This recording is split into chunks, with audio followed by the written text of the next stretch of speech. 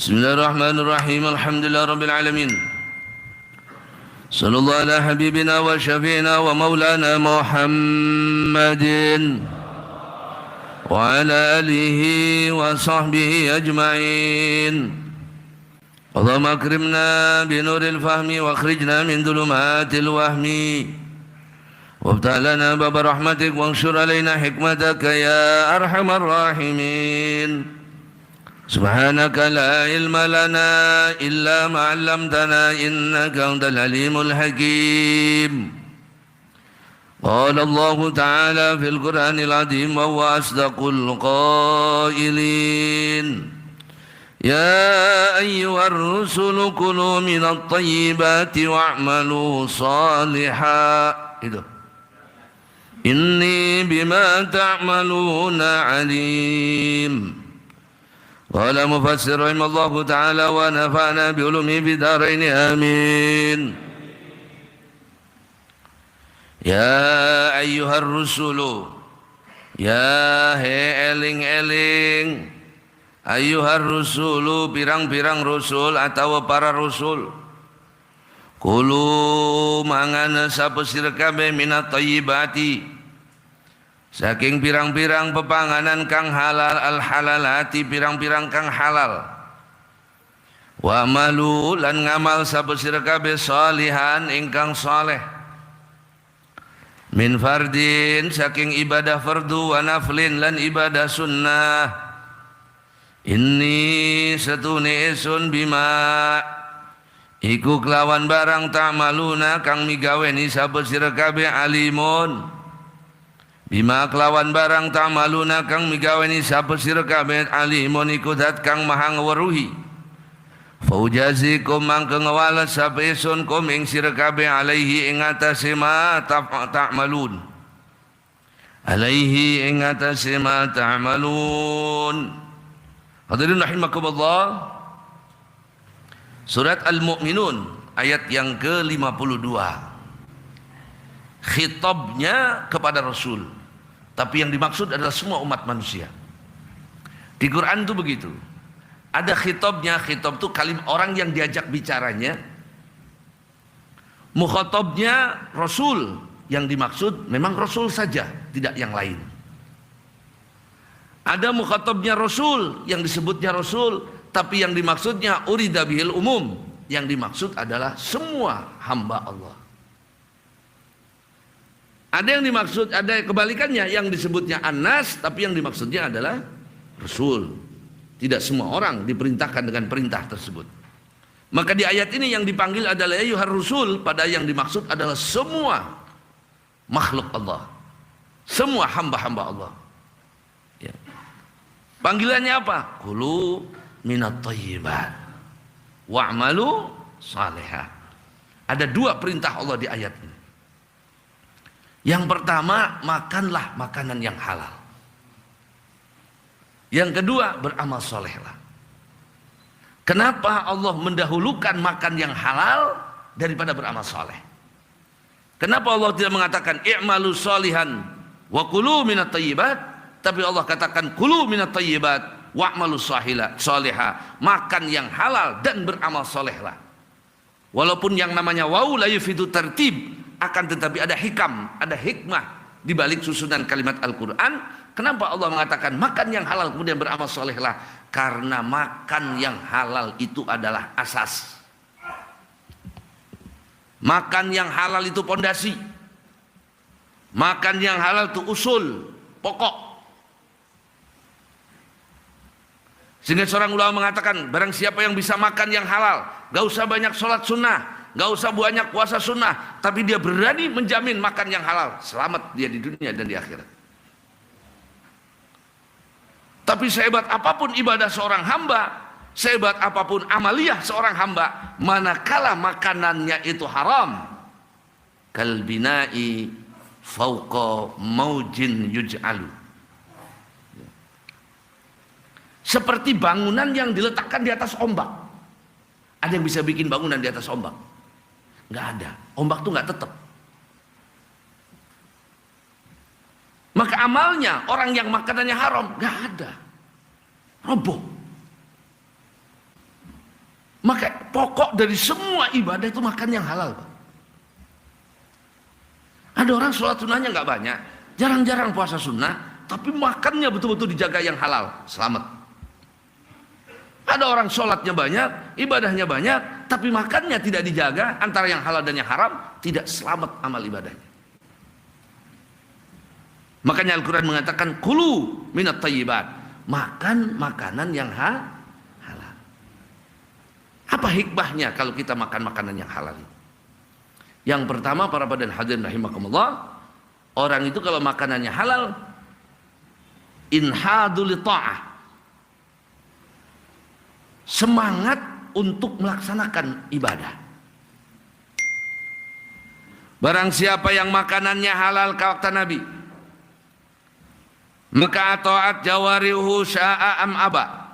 Barang siapa yang makanannya halal, maka seluruh anggota badannya akan berada dalam ketaatan. Baik dia mau atau tidak mau, badannya akan berada di ketaatan. Barang siapa yang makannya haram, asat jawarihu sya'am aba, maka anggota badannya akan bermaksiat, baik suka atau tidak suka, sengaja atau tidak sengaja. Maka orang itu kalau makanannya halal, lidahnya tuh susah diajak berbohong, kakinya susah diajak melangkah kepada yang dibenci oleh Allah, tangannya susah untuk melakukan yang dibenci oleh Allah. Kenapa? Karena makanan itu masuk ke dalam mulut kita, mengalir dalam aliran darah kita, dan darah melewati seluruh bagian tubuh kita. Maka ketika makanannya halal, maka anggota badannya pun akan tunduk patuh kepada Allah. Yang kedua, istijabatu doa. Orang itu kalau makanannya halal, doanya mustajab. Bapak mau nangis teriak-teriak, makanannya haram, Allah nggak dengar. Dalam hadis dikatakan, summa dzakara rajulu as'as akbar yamuddu yadayhi ila sama, ya rab ya rab, wa mat'amu haram wa mashrabuhu haram wa malbasuhu haram, fa anna yustajabalah. Kemudian Nabi menceritakan tentang seorang laki-laki yang berada di pepergian, musafir. Musafir doanya mustajab. Dari 5 orang yang doanya mustajab, musafir. As-as, dalam keadaan susah, payah, akbar, penuh dengan debu. Dia ngangkat tangannya, ya Rob, ya Rob, ya Rob. Harusnya orang itu mustajab. Dia musafir, kesusahan, gak makan, gak minum. Kata Nabi, bagaimana Allah akan mengabulkan doanya sementara pakaian yang dia pakai ada haramnya? Dia pernah memakan yang haram, dia pernah meminum yang haram. Fa anna yustajabalah, dari mana doanya akan dikabulkan oleh Allah? Sayyidina Sa'ad bin Abi Waqqas pernah bertanya kepada Nabi, ya Rasulullah, doakan saya jadi orang yang mustajab doa. Nabi cuma satu doang perintahnya, kalau kau ingin mustajab doa, atib ta'amak tustajab da'watuk, halalkan makananmu, kata Nabi, Allah jawab semua doanya. Itu Sayyidina Sa'ad bin Abi Waqqas termasuk orang yang mustajab doa. Ainal halal?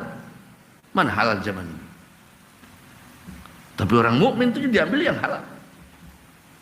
La yakul mu'min illa safi. Yang dimakan oleh mukmin yang bersih.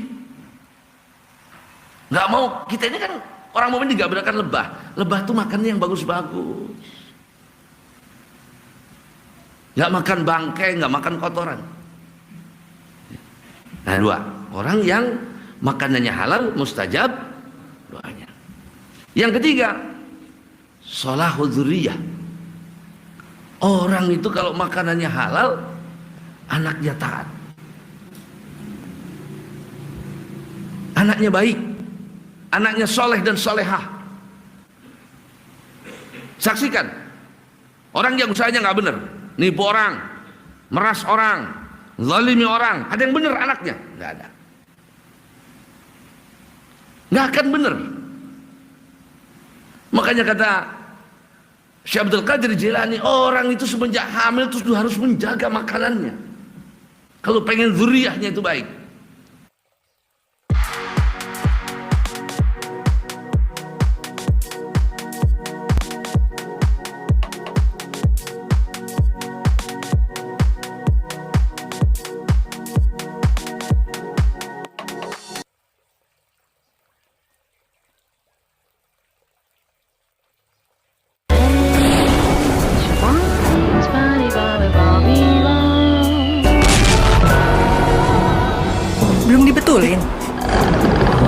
Belum dapet yang bagus, Pak. Tenang, kan ada Nippon Elastic 3-in-1. Hebatnya, Nippon Elastex 3-in-1. Cat dasar, cat anti bocor, cat akhir dalam satu kaleng. Dengan teknologi Hydroflex, bisa meresap ke dalam pori-pori tembok dan menutup retak rambut. Nippon Elastex, bikin rumah tahan bocor lebih dari 5 tahun. Ada seorang kiai itu dulu punya anak 6, Pak. Yang 5 jadi kiai. Yang 1 calang. Oh, ning calang. Apa namanya? Bunker. Apa namanya? Yang 1 buandel.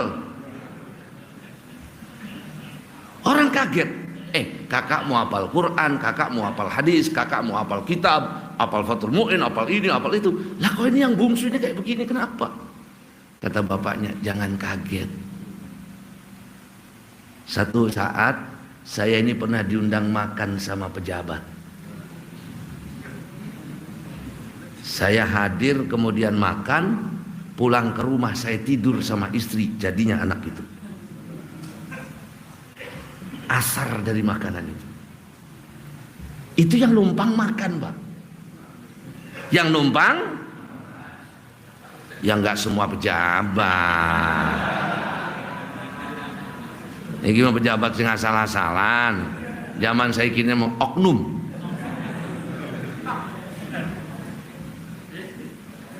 Nah bener, Pak. Ya. Makanya Imam Juwaini itu sebutnya Imam Haramain. Ayahnya namanya Muhammad Al-Juwaini. Satu saat beliau pulang ke rumah, ngelihat anaknya lagi disusui sama tetangganya. Diambil tuh anak, diangkat kakinya ke atas, dimasukkan tangannya ke mulut, muntahkan, pukul, nangis, jerit itu bayi, nangis. Sampai kemudian tumpah semua air susu itu keluar. Apa kata beliau? Saya tidak akan memasukkan sesuatu yang belum jelas kehalalannya ke mulut anak saya. Saya nggak tahu ibu-ibu tetangga itu makannya apa. Dan Imam Juwaini itu kadang-kadang suka agak susah kalau ngomong. Dan beliau mengatakan ini sisa daripada susu yang saya minum itu. Bagaimana pengaruhnya? Nah orang sekarang Masya Allah, saya hati zaman akan datang satu zaman orang tidak lagi memikirkan dari mana dia memperoleh halal atau haram, kata Nabi. Zaman kita, weh sing halal biga, sing haram biga ati kok mau halal. Tidak, Allah memerintahkan kita mencari yang halal kecuali yang halal itu ada. Lebih baik orang itu mengambil kampak pergi ke hutan, nebangin pohon, jual kayu bakar daripada dia mengadahkan tangan meminta-minta kepada orang, kata Nabi. Lebih baik seseorang itu memasukkan tanah ke mulutnya daripada dia memasukkan yang haram ke mulutnya.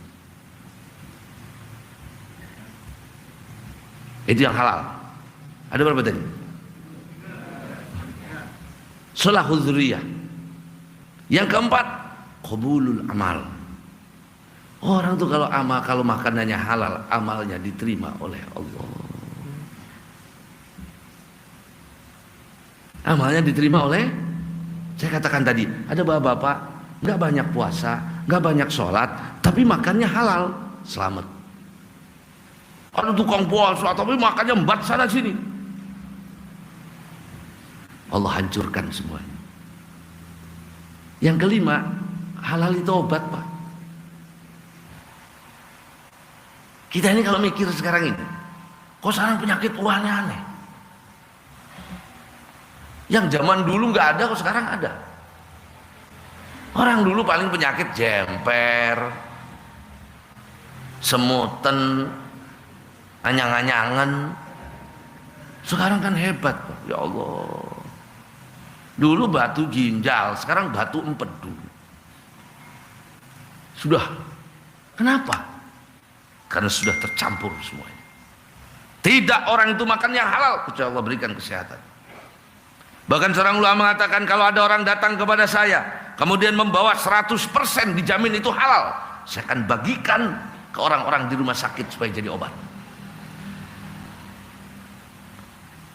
Nah itu. Yang haram, Masya Allah. Orang kalau makan haram nggak ada baiknya. Satu, orang itu kalau makanannya haram, zawalu hasanatihi, seluruh amal perbuatannya dibuang oleh Allah. La yuja'u yaumal qiyamah, kata Nabi, nanti bakal datang hari kiamat, ada seorang laki-laki dengan pahalanya sebesar gunung Tihamah. Gunung Tihamah gunung besar. Min salatin wa siyamin. Tapi begitu sampai di hadapan Allah, itu amal ibadah yang bergunung-gunung tidak ada. Habaan. Faja'alallahu habaan, dijadikan amalnya itu hilang. Fayu'maru ilan nar, kemudian diperintahkan untuk ke neraka. Kata Salim Maula Hudzaifah, perawi hadis ini, tanya kepada Nabi, ya Rasulullah, siapa orang itu? Supaya kami menghindari itu, supaya kami menjauhi itu. Siapa orang itu ya Rasulullah? Kata Nabi, mereka orang yang banyak sholat, banyak puasa. Lakin idza arada alail haram wathabu alaih. Tapi kalau ditampakkan sesuatu yang berlimpah, dia mengambilnya sekalipun itu haram. Allah buang semua amal ibadah. Makanya saya katakan tadi, kayak bikin rumah di atas mana ada bikin bangunan di atas ombak. Sholatnya nggak ada, puasanya nggak ada. Kata Sayyidina Abdullah bin Umar, kalau kalian sholat sampai kurus kering, tegak berdiri seperti tembok, seperti tiang, puasa sampai kurus kering, Allah tidak akan menerima amal ibadah kalian kecuali kalian menjaga perut kalian, kata beliau. Sholatnya kayak tiang saking banyaknya, puasanya sampai kurus kering, Allah tidak terima ibadahnya sampai dia menghalalkan yang dimakannya. Orang dulu hati-hati, Pak. Hati-hati itu bahasa Inggrisnya warok. Kata-kata orang Eropa warai. Ya, sangat hati-hati ya Allah orang dulu. Sampai kadang-kadang nggak masuk akal. Kehati-hatiannya itu nggak masuk akal. Ada orang dulu itu di Ihya disebutkan, ada ulama nggak mau makan makanan warung, makanan pasar. Kenapa? Padahal itu halal, halal, kenapa nggak halal? Boleh dimakan, boleh. Apa kata beliau? Sebab mungkin orang fakir memandang makanan itu kemudian tidak kebeli, dan kemudian saya memakannya. Sampai segitunya orang dulu. Kalau kita nggak usah segitu, nggak usah. Kita mencari yang halal. Ini gue mau kelasnya mereka, bukan kelas kita. Kelas kita mencari saja yang yang jelas-jelas haram, Bapak tinggalkan. Kalau dagang sesuatu, sebutkan kekurangan di barang tersebut. Sebab kalau tidak, maka yang diambil itu haram. Ini motor saya ini udah tabrakan 3 kali. Ini pilihan cara ngerayain ulang tahun ke-11 Traveloka. Santai di ruang sendiri. Menjadi bagian dari karya seni. Menikmati malam di bawah miliaran bintang.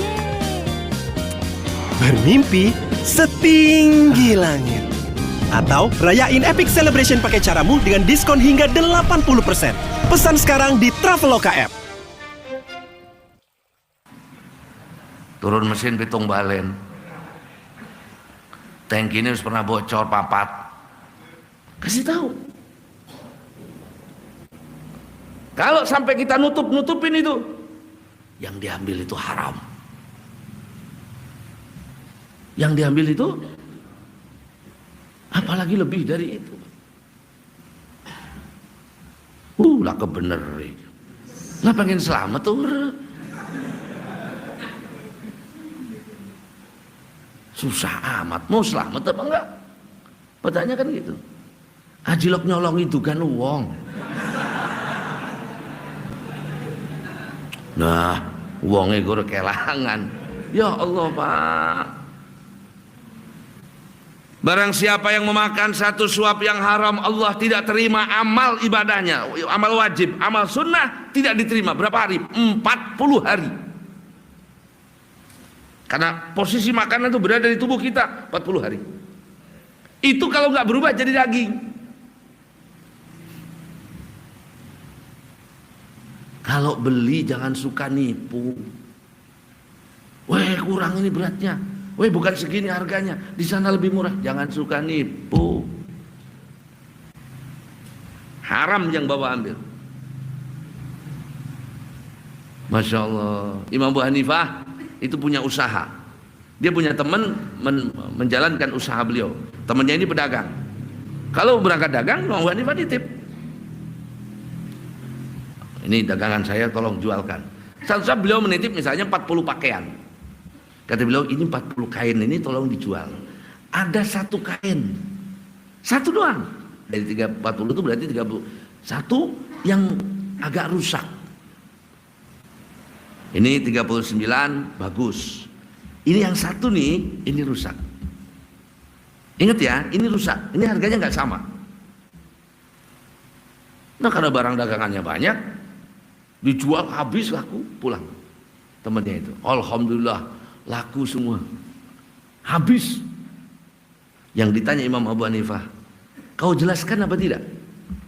Ada satu barang itu yang rusak dan harganya tidak sama. Apa kata temannya ini? Astagfirullah, saya lupa. Itu uangnya disodorkan. Apa kata beliau? Sedekahkan semua uang. Kalau kita, untung roh uang ini. Lamarroh bilai. Untung urut-urut. Masya Allah. Ya, nggak barokah. Jangan cari banyak, Pak, cari yang halal. Satu, zawal hasanah, hilang segala kebaikannya orang yang makanannya haram. Yang kedua, syiddatul hisab. Hisabnya susah.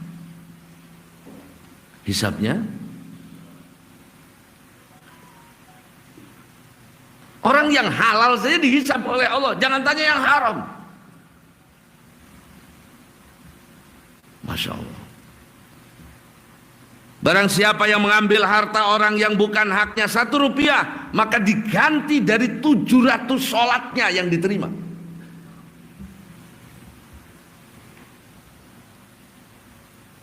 Zaman Nabi Musa itu terjadi kekeringan besar, Pak. Sampai orang makan bangkai, sampai orang makan bayi. Bayi meninggal dimakan, bangkai dimakan. Akhirnya apa? Mereka minta hujan sama Nabi Musa, enggak. Nabi Musa berdoa, enggak turun-turun. Datang malaikat Jibril, ya Musa, sekalipun kau berdoa sampai kurus kering, Allah tidak akan mengabulkan doa kalian sampai kalian kembalikan yang bukan hak kalian itu. Sampai raddul mazalim, sesuatu kezaliman yang kau ambil dari orang itu kembalikan, baru Allah akan kabulkan doa kalian. Lah sedang kita suka begitu. Bikin kena rokok. Saat Nabi SAW itu lewat kuburan, Pak. Lewat kuburan.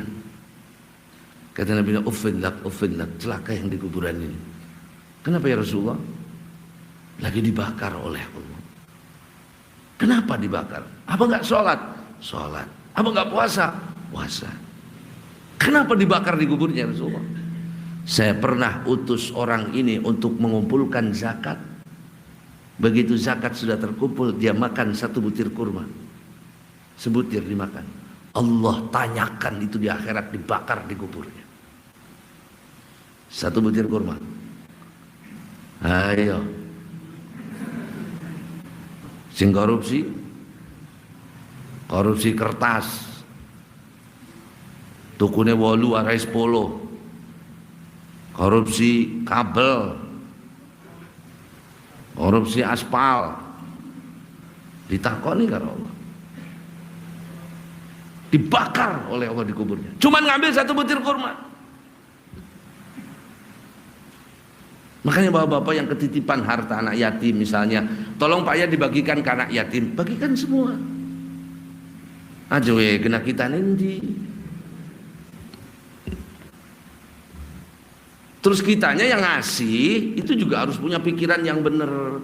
Ustadz, ini titip ya, ini 20 amplop untuk anak yatim, ini yang satu buat Ustadz. Kan aman, dia nggak akan ngambil itu. Wong saiki wake kok 70 dibagikan, 30 di kantong. Kayak apa azabnya? Masya Allah. Kalau enggak, ditanyakan oleh Allah. Yang ketiga, dilemparkan ke dalam neraka. Barang siapa yang tidak memikirkan dari mana dia memperoleh hartanya, bagaimana dia memperoleh hartanya, Allah lemparkan orang itu ke neraka tanpa dipikir-pikir. Jadi pedagang yang jujur, jadi karyawan yang jujur, sing werai. Nantikan Shopee 33 Grand Fashion Sale Midnight Sale 3 Maret dari jam 12 malam hingga 2 pagi. Yuk belanja produk fashion impianmu dan nikmati promo spektakulernya. Nantikan Shopee 33 Grand Fashion Sale Midnight Sale. Wah ya balik jam 4, ya balik jam 4, aja jam roro balik. Haram. Bau apaan?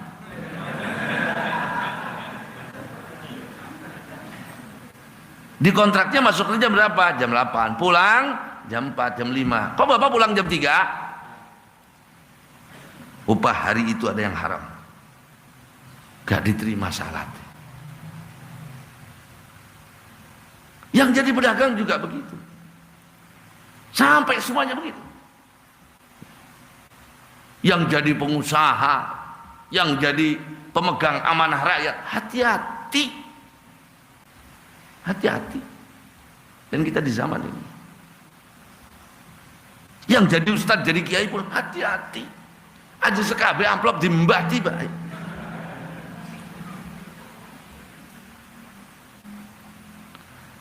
Bagaimana hukumnya muamalah? Kalau ada orang yang hartanya kita tahu 100% haram, jangan kita muamalah sama orang itu. Dia usahanya apa? Usahanya tukang nipu. Bapak jangan temenan. Diundang makan, jangan. Nen duit, sampun, sing liyane bae. Waduh, 15 juta.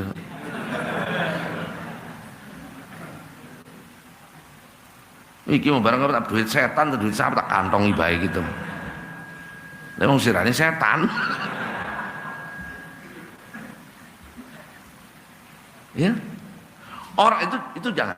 Orang yang muamalahnya nggak jelas, atau kita tahu dia ada usaha halal, ada usaha haram. Dia usahanya apa? Dagang. Sisi lainnya ngerenten. Lebih baik dihindari. Tapi jangan berburuk sangka. Pak, tolong simakan ke rumah saya. Oh, ampun. Siram usahanya haram. Ngamuk orangnya, Pak. Bikin uzur.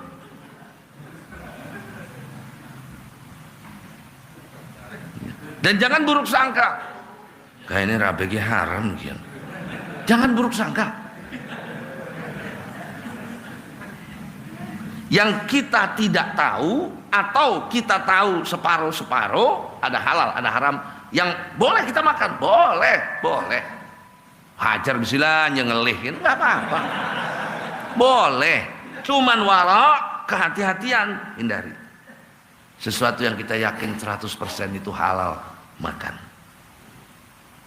Orang dulu sampai gitu, Pak. Botenlah. Masya Allah ya, wong bengen. Dulu di majelis Imam Ahmad bin Hambal, ada seorang wanita nanya dari balik hijab. Ya Syekh, saya mau tanya. Saya ini tukang tenun, tukang sulam. Kadang-kadang ada rombongan pejabat lewat, itu kan zaman dulu pakai lampu. Nah ketika lampu mereka lewat itu saya nenun, memanfaatkan cahaya dari lampu mereka. Bagaimana hukum saya nenun itu? Imam Ahmad diam langsung. Anda siapa? Kata Imam Haddad, Anda siapa? Saya saudara perempuannya Bishr ibn al-Harith atau Bishr al-Hafi, seorang ulama besar, seorang wali. Imam Ahmad nangis. Kata Imam Ahmad, tidak boleh. Kalau buat kalian tidak boleh. Sebab di rumah kalian itulah lahir yang namanya wara. Beliau nangis kenapa? Karena seperti itu aja ditanyakan. Kita kadang-kadang ngeloswat orang warah. Nyolong ngaran.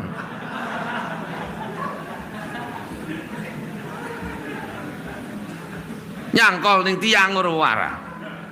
Nyolong ngaran. Gimana mau sholatnya diterima? Pakai apa tah? Kalau nggak kuat listriknya pakai minyak, kalau kuat diobong main udah terang. Urusan hal haram ini berat, Pak. Makanya kalau kelas kita yang halal saja, berusaha. Kalau yang nggak jelas, ya halal saja buat kelas kita. Yang pasti haram jauhi. Dulu ada seorang laki-laki berdoa, Allahumma rzuqni rizqan halalan sofian.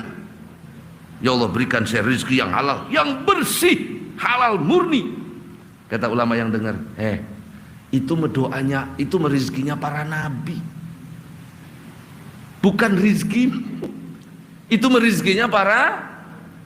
Kalau rezeki kita mau bukan kelasnya begitu. Sudah berdoanya gini aja, Allahumma rzuqni, ya Allah berikan saya rezeki, rizqan la yuhasibuni fi, yang rezeki yang saya tidak akan diazab, la yu'adzibuni fi, yang saya tidak akan diazab gara-gara rezeki itu. Dah. Kalau kamu minta rezeki yang bersih, halal, ikut Nabi. Mana kita sekarang? Enggak ada. Semua muamalahnya lewat itu. Siapa yang enggak punya kreditan? Laku. Emang kreditan haram? Bukan masalah haram. Ngredit kabeh. Waduh, iya berarti udah diterima salatnya. Dudu. Bukan begitu masalahnya. Artinya kita ini cuma minta, ya Rob, jangan kau siksa kami dengan rezeki ini. Yang penting kita berusaha semaksimal mungkin menghindari yang Dunia ini sebentar. Apa yang ada di dunia ini kita tinggalkan. Kok mbatan amat sih ngebelani dunia, nanti di akhirat dihadapkan dengan pengadilan Allah yang berat. Udah berapa tuh? Lailah kesin kawang lu ngaji priben. Satu, hilang segala amal ibadahnya orang kalau makan haram. Yang kedua, hisabnya berat. Yang ketiga, dilemparkan ke neraka. Yang keempat, yang haram itu keluar menuju yang haram. Subhanallah. Subhanallah. Kata Imam Haddad, yang namanya harta yang haram itu akan keluar kepada yang haram. Masuknya halal, dipakai yang haram susah. Ada bapak-bapak usahanya halal. Lah kena nyawer lah, abot. Eman. Oleh ngojek kena nyawer, eman. Oleh kerja di pabrik kena nyawer, eman. Tapi kalau usaha itu dari arah yang haram, nyampe ke yang haramnya gampang. Berapa banyak orang diajak sedekah susah. Tapi kan tuku bledogan megelem. Diajak sedekah susah. Tapi kena nyawer biduan tek puluhan, arahnya haram. Kalau yang halal mah nggak bisa. Kena nyawer, mending kena masjid. Berarti halal. Rizki itu keluar sebagaimana masuk. Masuk ke yang haram, masuknya dari arah haram, keluarnya dari arah haram. Sok ada orang sodori proposal pembangunan masjid, diteliti. Padahal proposal mah gak usah dibaca, Pak. Apa gini proposal kayak masjid? Usah dibaca, wis. Maksudnya kan kuen. Weh, gini kegedean anggarannya gini. Emang Bapak mau nyumbang berapa? Wah, kayak omong. Ini mah kebesaran ini. Masya Allah. Tapi untuk naktir teman-temannya di karaoke, bless 20 juta habis. Tuh. Tuh meneng kabeh pakai pengalaman kayak ini. Alah, keweruan.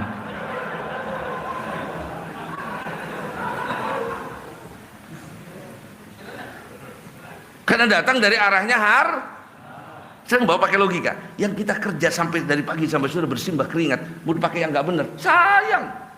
Eman. Tapi kalau datangnya dari arah yang nggak bener, enteng.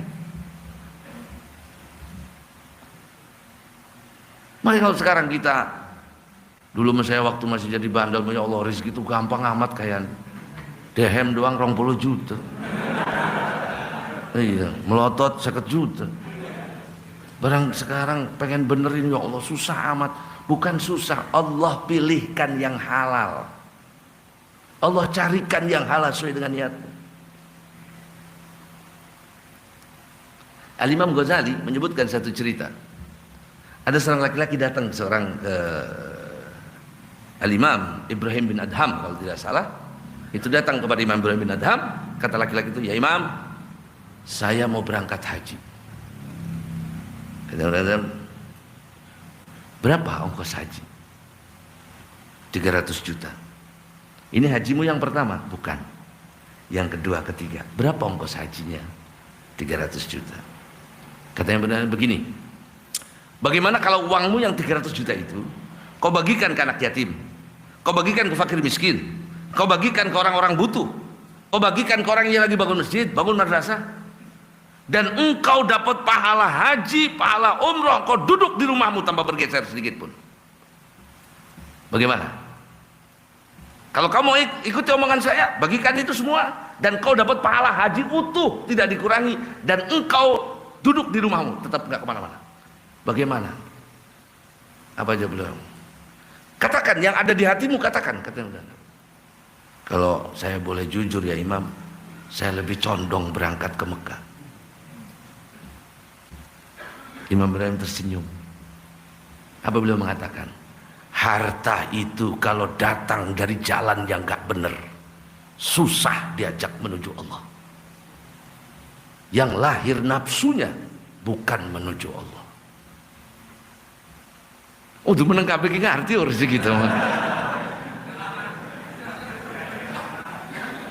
Ayo. Ya Allah. Ya, makanya hati-hati Pak. Hati-hati. Sayang sholat kita. Makanya orang itu kalau ada sholat, orang sholat. Tuhane be, wong-wong 8 rakaat, dheweke 20 rakaat. Ndak sejen. Tiap malam tahajudnya 100 rakaat. Itu iblis cuma nanya ke anak buahnya. Apa kata iblis? Coba lihat makanannya dia apa. Oh, makanannya ada yang haram. Apa kata iblis?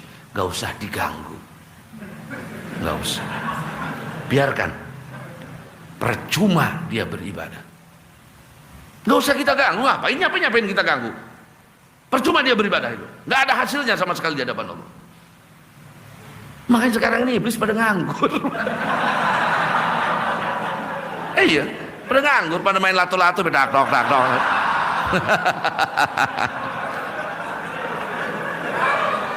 Jangan terlalu tegang lah. Lagi mana makanan kita? Yang puasa kata iblis, biarin, nggak usah diganggu.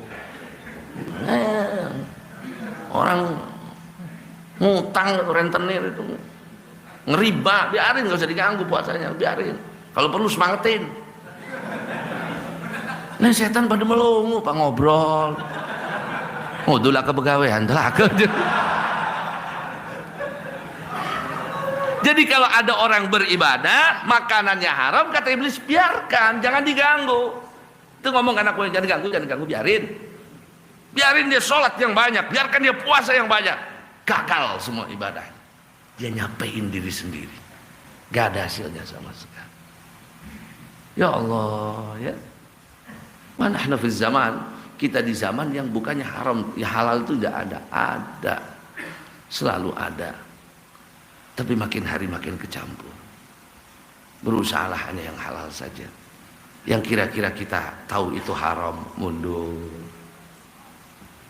Ajilok malaki uwo. Ini jangan. Sing lewat di palak bayar. Emang dalan dek mamanir ta. Jangan. Kasihan hidupmu. Nanti di hadapan Allah tidak ada nilainya sama sekali. Hindari muamalah yang jelas-jelas haram.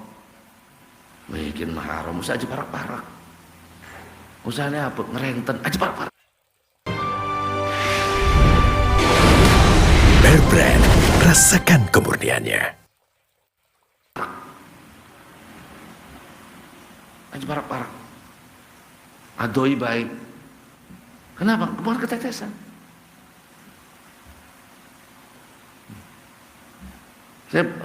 Ya ini bukan warai ya. Cerita doang. Dulu ada orang ngasih ke saya tanya. Ada ibu-ibu ngasih ke saya, oh terima kasih. Terus ada orang cerita ke saya, niku usahanya tukang nyilahkan duit. Krenten.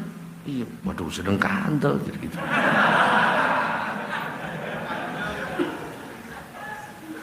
Saya kasih gitu, kena sirabe, boten. Lah terus iki dibuang nanti.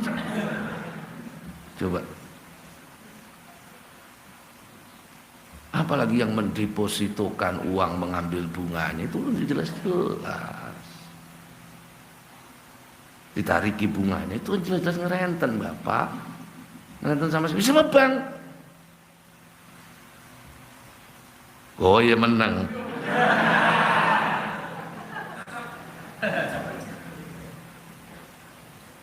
Atau mending Bapak bagi punya duit. Selasa Arab pokoknya sing hadir 200.000 tak kena ini kamu. Akhirat. Tapi nggak ada kan? Ada nggak yang begitu? Nggak ada, karena emang dedalannya orang jelas.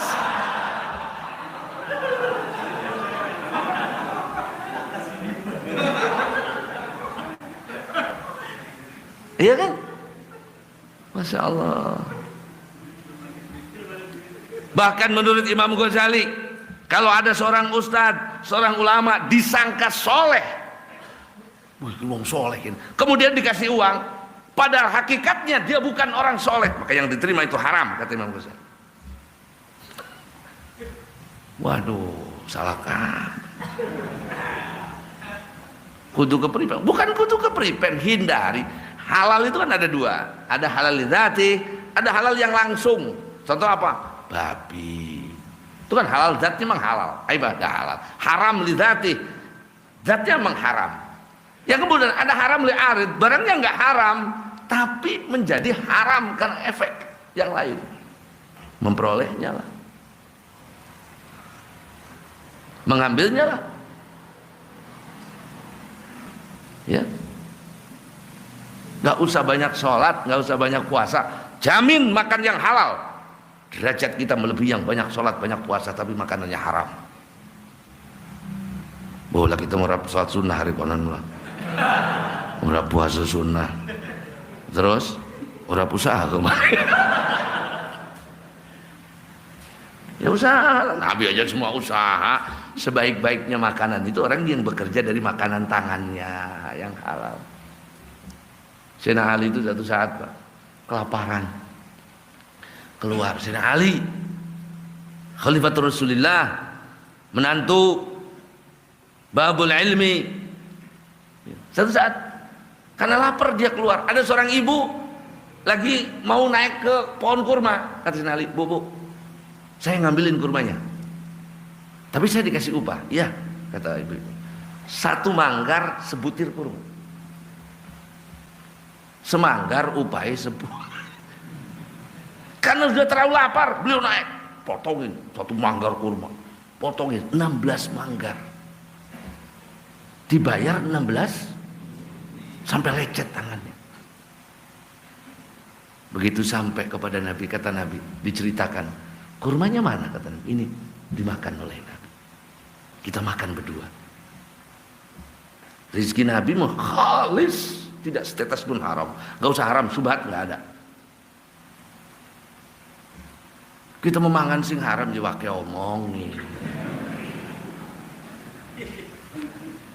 Neraka. Orang yang banyak ibadah tapi makanannya haram, itu ibarat cemerenguyuh. Ibarat anjing nguyuh. Cemer itu kalau nguyuh sikile diangkat. Alasannya apa? Najis. Pugu deweke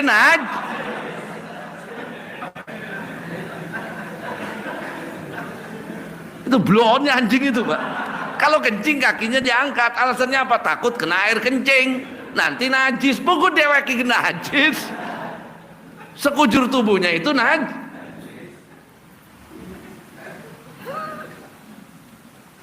Masya Allah. Sayat habis waktunya ini. Ya berusaha lah ya, berusaha kepada yang halal. Semua yang dengan keringatnya itu, dengan amal tangannya itu yang Allah senang, Allah ridha, Allah berkah. Ya. Jangan banyak mengadahkan kepada orang, jangan banyak mengandalkan orang. Bekerja, ikhtiar. Ibadah orang, megawe orang, apa-apa. Orang dulu kalau nggak kerja ya ibadah. Dari pagi sampai sore salat. Lagi memegawe orang, ibadah enggak, pelanga, pelungu, apa? Kerja. Keluarkan keringat. Setetes keringat kita menetes karena kita mencari yang halal. Allah senang. Allah gugurkan dosa kita. Allah gugurkan dosa kita. Susah payah kita mencari yang halal. Allah gugurkan dosa kita. Rontokkan dosa kita. Ingin tubuh kayak gini? Ini rahasianya. Aku minum Elumor Slimming Tea setiap hari dengan kandungan bahan alami. Elumor Slimming Tea terbukti bisa bantu mempercepat metabolisme tubuh, lemak berlebih dalam tubuh berkurang, dan memelihara kesehatan tubuh. Dengan Elumor Slimming Tea, lemak pergi, badan healthy. Udah. Jangan kebita, jangan kepengen melihat orang yang banyak hartanya tapi caranya nggak benar. Sebab itu mereka kayu bakarnya neraka, sangunya neraka. Jangan kagum, jangan kepengen. Oh sukses, mau saya apa? Ilegal, ilegal ribut. Jangan kagum. Ya.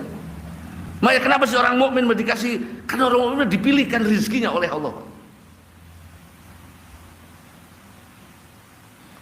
Dan katanya yang halal itu biasanya datangnya nggak banyak.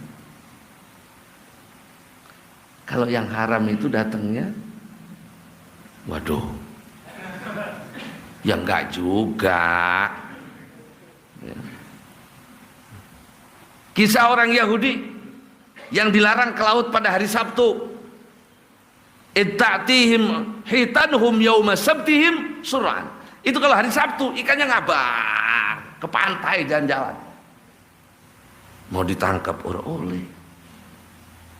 Di luar hari Sabtu nggak ada sedikit. Itu diambil dalil oleh ulama. Tuh kalau haram tuh Sabtu udah ngabar di wakil. Selain itu cuma 1, 2 teri bisa. Wajar picek tuh ya.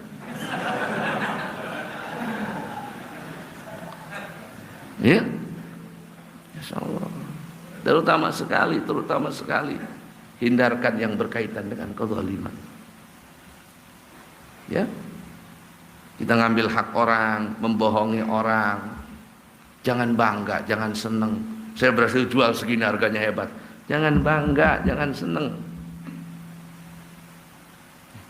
Satu suap yang haram itu dari hak orang, dari ngambil dengan tanpa ridho orang yang punyanya, menghanguskan 700 sholat yang diterima oleh Allah.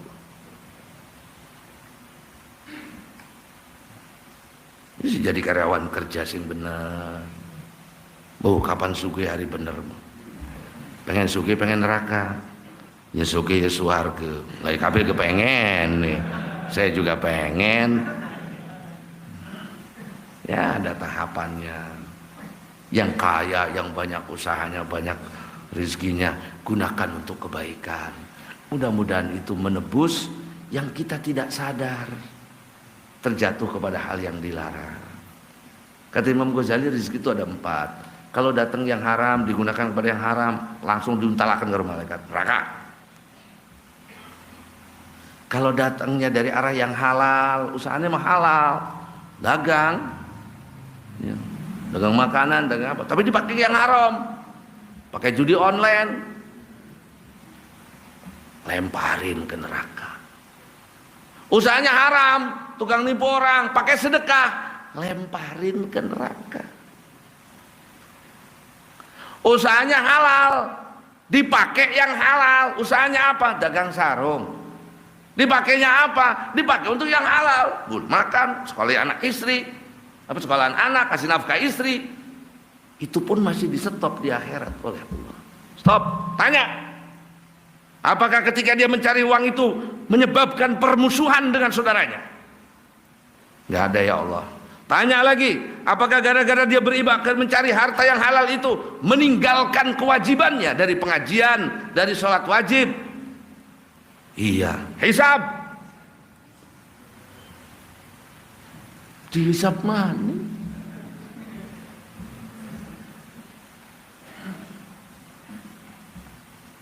Masya Allah ya. Jadi bapak-bapak mungkinan mah reren bailah. Nyangkin ngaji, nyangkin pegel gitu. Urus sugi-sugi kayak nih. Yang penting orang itu bersyukur. Yang penting orang itu dicukupkan oleh Allah. Dan kita dicukupkan oleh Allah. Ya, Masya Allah. Itu urusan persangkaan itu, Pak. Kalau ada orang berhubungan suami istri, kemudian menyangka istrinya itu yang lain, persangkaan doang, haram. Bapak menggauli istri, diberatkan istrinya kok artis, tak bayangakannya artis lah, nggak ada semangat, haram. Hah? Kebalikannya, ada orang disangka istrinya ternyata bukan, mati lampu, mesti meneng baik kun baning. Hukumnya apa? Subhat. Coba, ini kan istri kita yang halal, iya, tapi Anda menyangka itu salah. Maka persangkaan kita itu mempengaruhi hukum. Ya, maka sesuatu yang kita khawatirkan, kayaknya mau orang jelaskan, ini sudah. Lu ada seorang ulama, ada ulama yang susah lah kalau mereka wali itu banyak. Itu tangannya tahu, Pak. Kalau dia megang yang haram, makanan itu haram, geter, tarik dia. Ini haram ini, haram ini. Dikasih minum, mau diminum, geter tangannya, tarik lagi, haram. Masya Allah, dikasih kelebihan sama Allah. Ada seorang beberapa ulama itu orang-orang soleh diundang, disodorkan berbagai makanan, gak ada yang makan, diam. Kata sebelahnya ngomong, darah. Yang sebelahnya ngomong, nanah. Yang sebelahnya ngomong, daging busuk kelihatannya. Ada orang sampai kelihatan begitu. Masya Allah. Kita mesti kedeleng angka nih doang. Kalau enak hajar. Yang membuat kita terjerumus itu apa? Karena nafsu kita, karena ketakutan kita Allah tidak ngasih makan, karena nafsu kita pengen kayak yang lain, jatuhlah ke yang haram. Karena nafsu kita khawatir anak istri kita nggak makan, maka jatuhlah kepada yang haram. Ya, Masya Allah. Saya tuang entek waktu. Ya, beruntunglah orang-orang yang urai. Kelas kita bukan kelas kayak yang tadi itu, bukan. Kelas kita mah berusaha menghindari yang oh ini haram, jangan. Di pengajian dibilang ini haram, enggak. Kita mah kalau rai kelas kita mah adoh lah. Adoh. Ya. Masih doyan bantuan-bantuan yang ngomongnya. Wakelagan sih. Halal itu nggak apa-apa. Halal. Jadi kalau bukan kelas kita, bukan kelas mereka. Kelas kita yang penting itu bukan dapat nyolong. Kalau ada orang nyodorin kita kambing dapat nyolong, baru jangan dimakan. Oh ini mau nyolong, iya, jangan dimakan. Tapi kalau yang rabek hajar wes. Nah, kelas kita mesti gitu aja. Yang haram jelas hindari. Yang remeng-remeng tanyakan hatimu. Istafti qalbak. Waduh, orang enak amat gitu.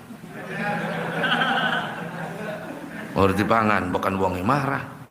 Melih bisa. Harap dipangan kayane gitu.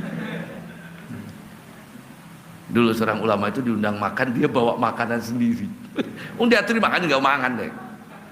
Kata yang tuan rumahnya, Kiai, kan saya siapin makanan.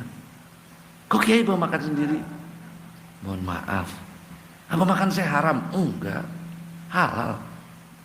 Cuman saya makan apa yang saya tahu. Kamu makan apa yang kamu tahu. Ya kan? Kamu tahu halal, kamu makan. Saya tahu ini halal, saya makan. Kita makan bareng. Kan enak hajatan namun mengkonon tuh. Nyangu masing.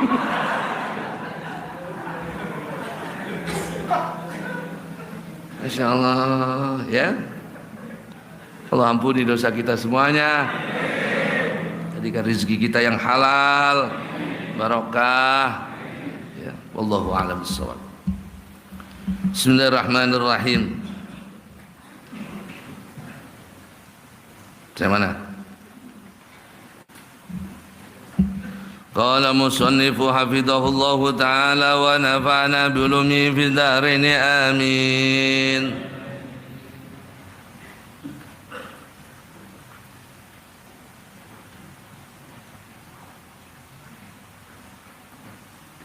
Wa amma man taraka nutqa bi syahadatain. Hadirin rahimakumullah. Wa amma man anepon utawi wong taroka kang ninggalaken yasiman anutqa ing ngucap bi syahadatain. Kelawan syahadat ruru. Fa ing kana mangke lamun ana sapa wong an ajzin iku saking apes. Fa hukmuhu mangko tai hukum iman. Kaman iku kaya wong nataka kang ngucap yasiman. Yakunu ana tegese yakunu ana yasiman mukminan iku mukmin. Bagaimana hukumnya mengucapkan kalimat syahadat? Harus. Alhamdulillah. Ada tisu?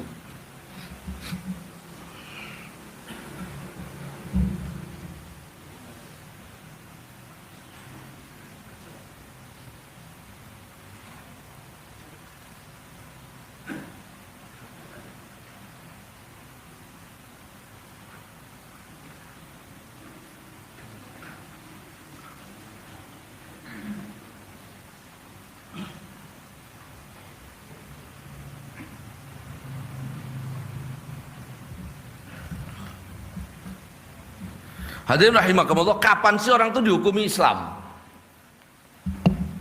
Ini suka dimainin pertanyaan ini.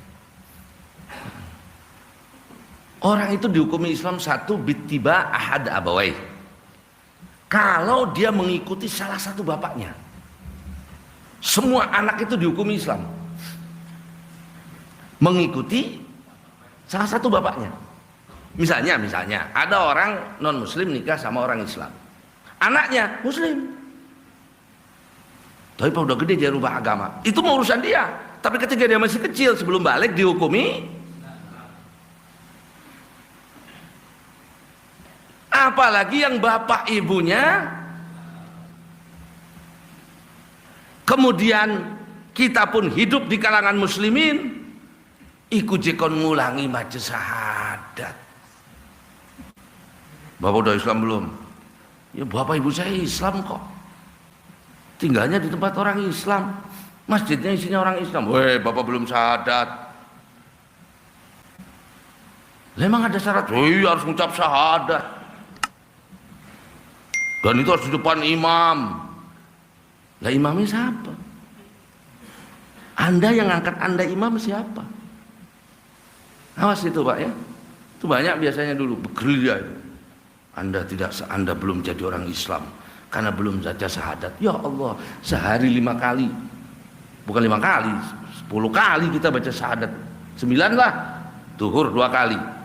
Asar 2 kali. Maghrib 2 kali. Isya subuh yang sekali. 9 kali kita baca syahadat. Anda masih tanyakan saya nggak baca syahadat?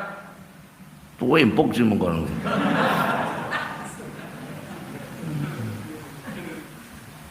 Ya, sudah terjebak bawa Pak. Dulu yang namanya N11, kayak gitu, gue belum baca syahadat, harus syahadat saksikan imam. Yang angkat Anda jadi imam siapa? Harus diulang syahadatnya nggak sah. Ya Allah, saya ada orang adzan ikut baca. Saya mau adzan di masjid baca syahadat terus kalau adzan. Mau ngomong apa? Yang wajib baca syahadat satu tadi. Yang kedua, orang itu dihukumi Islam kalau dia orang kafir kemudian membaca syahadat. Orang masuk Islam baca syahadat Islam. Harus ada saksi? Enggak, cuman yusan disunahkan. Jadi ada orang muslim, asyhadu an la ilaha illallah, muslim. Ada orang muslim adzan, masuk Islam jadinya. Asyhadu an la ilaha illallah, Islam. Katanya harus depan ustadz, enggak juga. Cuman bagusnya di depan kiai, depan ustadz supaya kalau salah ngucapinnya dibenerin. Ya. Yang ketiga, bitiba isabi, tawanan perang. Ini tawanan perangnya banyakannya apa? Orang Islam, ada anak kecil. Oh, berarti Islam dia. Udah gitu selesai. Kok sekarang orang suruh baca syahadat lagi? Oh, sehari 9 kali kita baca syahadat. Masa harus baca syahadat lagi? Sekarang banyak kayak gitu, ya. Gerilya kemana-mana. Anda syahadatnya tidak sah karena tidak disaksikan. Loh, yang ngelantik Anda jadi saksi siapa? Apa ada nas hadisnya? Anda saksinya disebutkan namanya di hadis? Nggak ada. Kita ini kebloan nurut maning Pak Duong. Ye, kok ada pengikutnya? Secara otak orang anjing. Anda belum baca syahadat. Loh, setiap sholat baca syahadat. Ada orang adzan kita jawab baca. Lagi kawin baca syahadat. Mari sama-sama kedua calon mempelai dan wali kita baca syahadat. Asyhadu Allah. Itu katanya syahadat paling fasih itu syahadat lagi akad nikah. Maka bapak-bapak yang sering nikah itu fasih syahadatnya.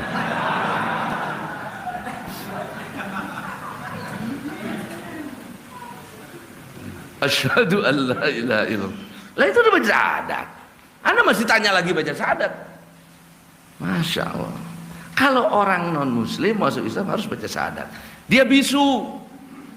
Kalau bisu dia nanya, asyhadu an la ilaha illallah. Saya bersaksi dari Tuhan selain Allah. Asyhadu anna Muhammadar Rasulullah, dan saya bersaksi Nabi Muhammad utusan Allah. Udah. Ngangguknya itu dianggap seperti omongan. Ya, selesai. Kalau kita mau dari bapak ibunya dia orang Islam kok. Fa in kana iba fa huwa kafir bil akhirah. Kalau menolak baca syahadat, ya bukan orang Islam. Saya sebenarnya senang sama Islam tuh. Ayo baca syahadat. Enggak lah, ya bukan orang Islam. Ya. Wa in kana an ghaflatin faqila kal iba. Kalau bacanya enggak syahadat, sengaja. Fal jumhur ila annahu mu'minun. Menurut mayoritas ulama tetap dihukumi orang mukmin. Contoh, ada artis non muslim main peran jadi orang azan. Atau dia nikah asyhadu muslim dihukumi masuk Islam. Tapi dia nggak mau. Nah, itu makanya nggak jadi. Dia nggak mau, ya nggak jadi. Kalau dia mau pada waktu itu dihukum Islam sudah selesai. Ya, baca syahadat itu menjadikan orang itu wa in kana bi ghaflatin, walaupun dengan tidak sengaja. Ada orang non muslim adzan, perannya peran adzan. Asyhadu an la ilaha illallah, Islam.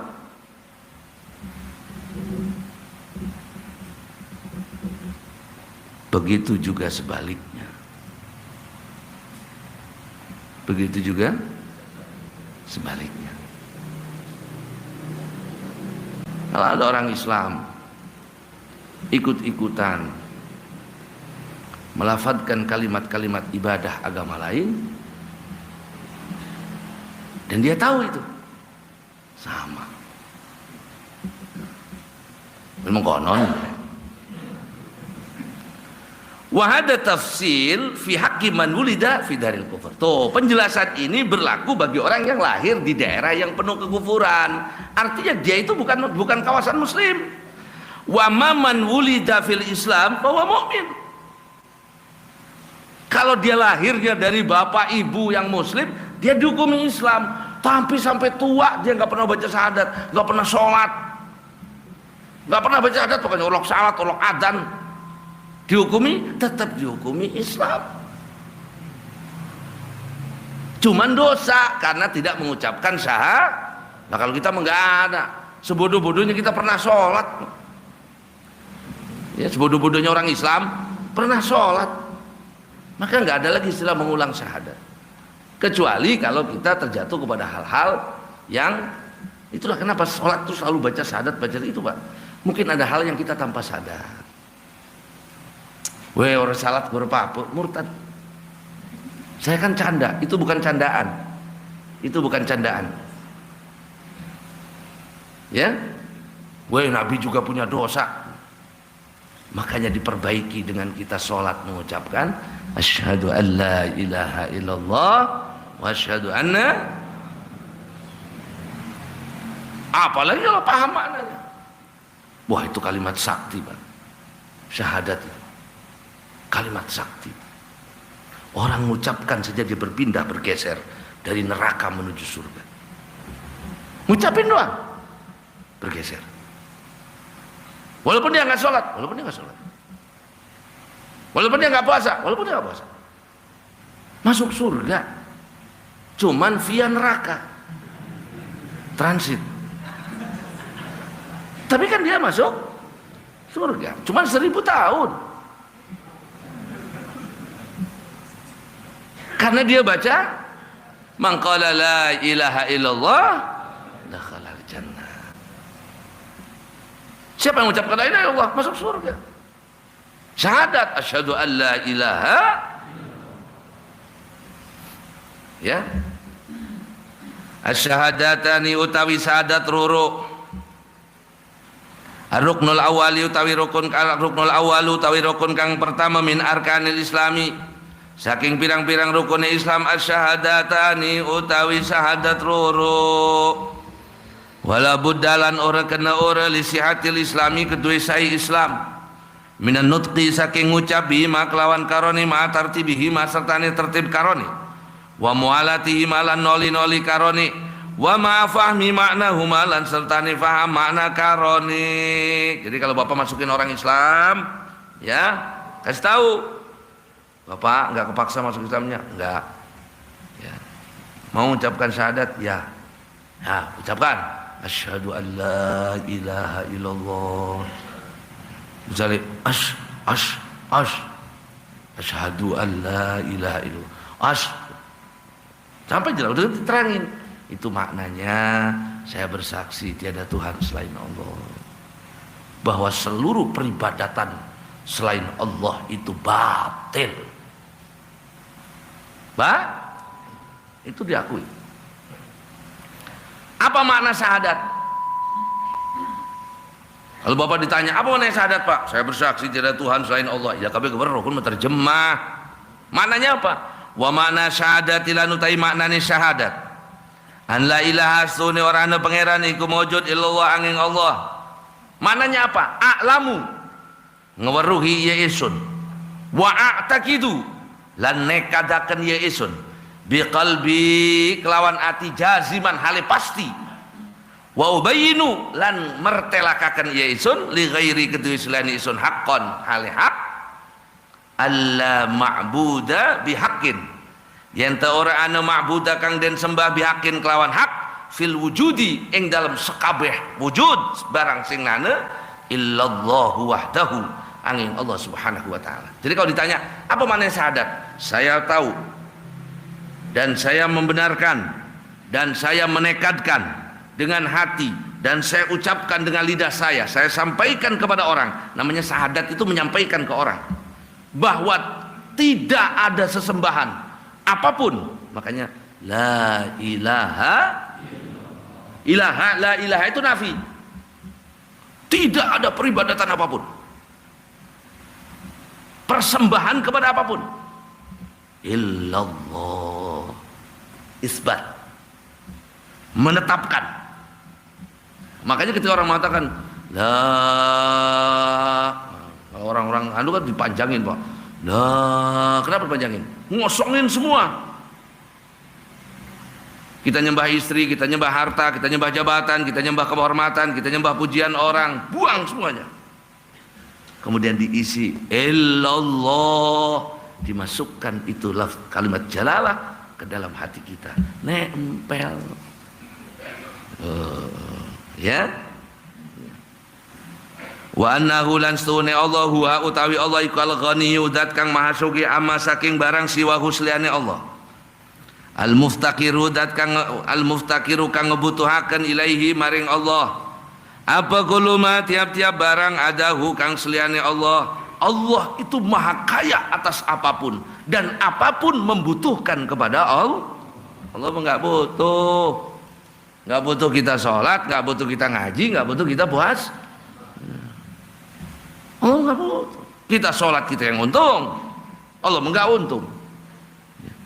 Kita sedekah, kita yang untung, Allah enggak. Lah kita marah ngebantoni pangeran, bantoni apa? Allah nggak butuh. Law anna awalakum wa akhirakum wa insakum wa jinnakum kanu ala afjari qalbi rajulin wahidin minkum ma naqasa dzalika fi ma indi. Kalau manusia yang pertama sampai yang terakhir, jin, manusia, semuanya jadi iblis, tidak mengurangi saya sedikit pun, kata Allah. Law kana awwalakum wa akhirakum wa insakum wa jinnakum kanu ala atqa qalbi rajulin wahid minkum ma zada dzalika fi ma indi syai'a.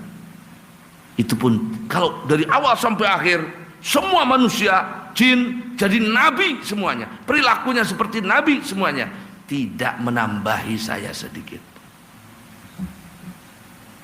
Jadi jangan punya pikiran ndak rugi pangeran. Udah bakal rugi. Kita merap salap, ndak pangerannya rugi. Nggak rugi, Pak. Kita yang rugi. Biar marah Allahnya. Allah nggak mau urusanmu itu. Ya. Muttasifun bikulil kamal, muttasifun kang den sifati bikuli kamalin, kelawan tiap-tiap kesempurnaan. Allah sifat sempurna semua. Maka jangan katakan Allah di atas, Isra Mi'raj Nabi naik ke langit, naik mustawa syarifil aklam sampai ke hadratillah, berjumpa dengan Allah. Oh, berarti Allah itu di langit. Bukan. Kalau Allah di langit, yang di bawah siapa? Berarti Allah nggak tahu dong yang di dalam bumi ketujuh. Jangan dipikirkan begitu. Dan kenapa ketika Allah berbicara dengan Nabi Musa di bumi, itu mawat tempat terserah Allah. Allah tidak membutuhkan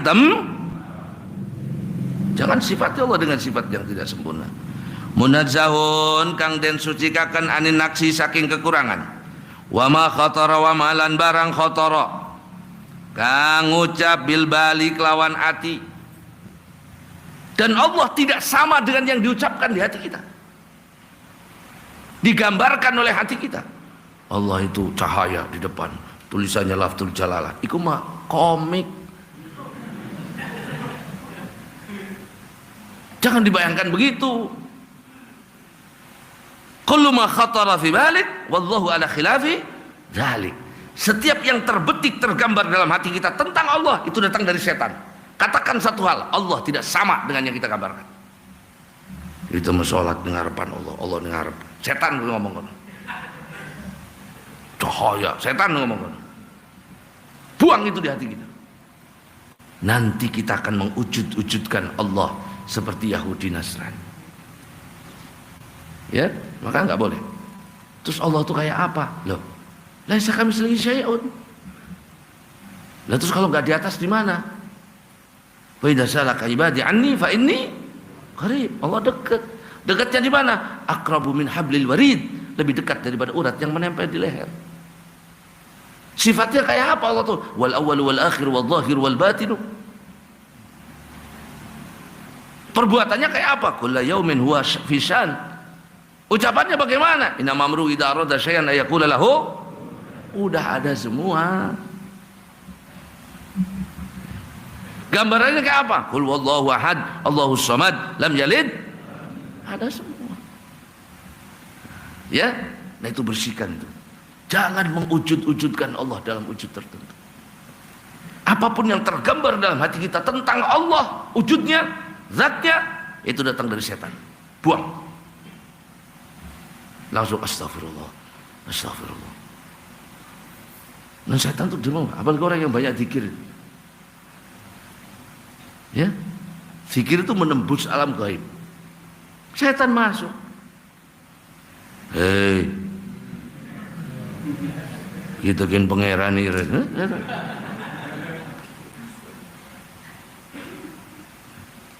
Banyak kalau ada orang zikir masih ketemu yang gaib-gaib, cemen. Iya. Kalau yang lebih tinggi itu udah nggak ketemu itu. Alamnya sudah lain. Ya. Saya mah alhamdulillah, nggak pernah zikir nggak ketemu siapa-siapa. Nggak pernah, jadi nggak ketemu. Terus malam saya zikir ada yang wujud di depan, alah, Nabi nire. Enggak kok laki-laki, mertua.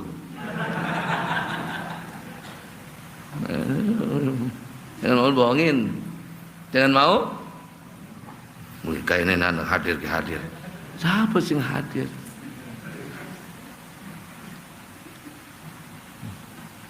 Ya, kalau makan ngaji lamun zikir, aku keder nih, potong nih, orang mangan sih. Nah kan orang mangan keder nih hati bapak. Jangan aneh. Ya, tapi ya memang orang melalui ujian itu. Itu ujiannya orang yang banyak datang kepada Allah itu biasa. Ya, saya mau lagi ada yang Noel, hei, orang bilang jelaka. Ya itu mah biasa. Kali merapi nih sing buru. Jangan mikir-mikir jauh-jauh terlalu jauh ke sana. Jangan merasa sudah hebat. Ya, saya mau ketemu wali fulan. Jangan merasa sudah hebat. Itu godaan. Kamu mau belok nggak? Mau belok nggak? Berapa banyak orang gitu jadi belok akhirnya? Yang tadinya arahnya ke Allah belok. Cuma ngaji syariat. Patokan utama itu syariat. Itu nggak bisa ditinggal. Kalau nggak leset kita. Ya. Kelas Syekh Abdul Qadir Jailani makan datang iblis kayak gitu. Tapi dia punya ilmu. Langsung dijawab, iblis kamu. Coba kalau kita kayak begitu. Lagi juga ada suara, fulan, pulang suruh. Waduh, siapa sih yang terkegin?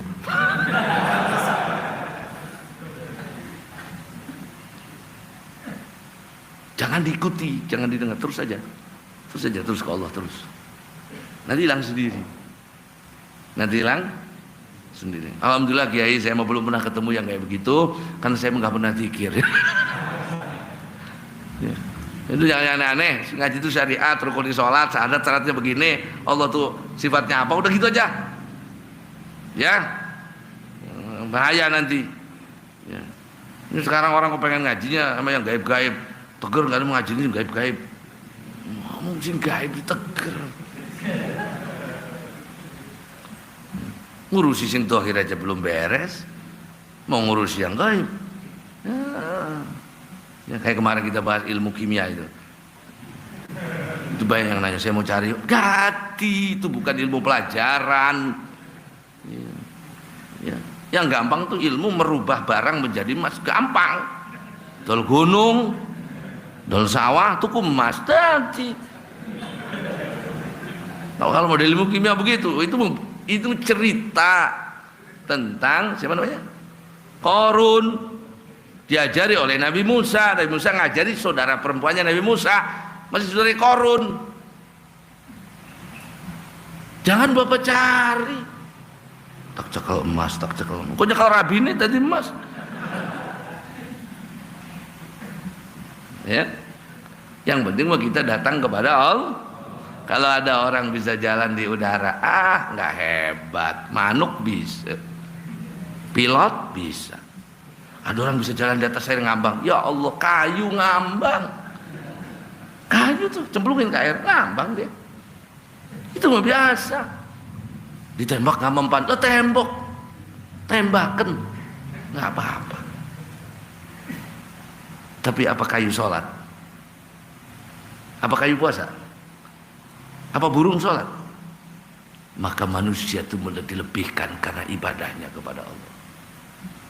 Ya, yang istiqomah nanti sampai ke depannya, sampai ke jalan yang kita inginkan, yang dilewati oleh Nabi, dilewati para sahabat, dilewati para sulaha, para pendahulu kita, dilewati Syekh Abdul Qadir Jilani, Imam Abil Hasan Asyadili, Ahmad Al-Junaidi, dilewati oleh orang-orang soleh. Nah kita ikut, semuanya pakai ilmu. Ya, wallahu Al-Fatihah. Bismillahirrahmanirrahim.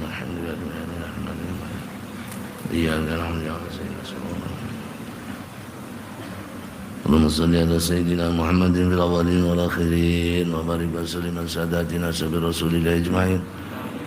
Amin hamdan yuafi ni'ama yukafi mazidah. Rabbana lakal hamdu kama yanbaghi li jalali wajhikal karim wa 'azimi sultanik. Allahumma salli ala sayyidina Muhammadin salatan taghfiru biha dhunub وتصلح بها القلوب وتنطلق بها العصوب وتلين بها الصعوبة والعلم المنسوب. اللهم اقسم لنا من خشيتك ما تحول به بيننا وبين معصيتك ومن طاعتك ما تبلغنا به جنتك ومن اليقين ما تهون به علينا مصائب الدنيا والآخرة. اللهم انفعنا بما علمتنا وعلمنا الذي ينفعنا.